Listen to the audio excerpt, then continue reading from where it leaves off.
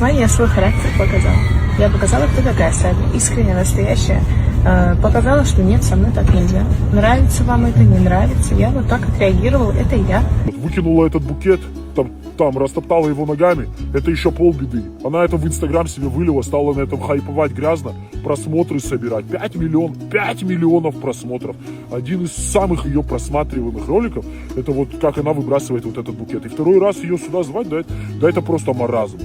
У нас есть свои достойнейшие исполнители, сестры Царикаевы, Маргарита Бирагова, у нас есть Мияги, вообще мировая знаменитость. Где нам нужна вот эта исполнительница? Зачем она здесь? Давайте лучше своим давать зеленый свет, своим.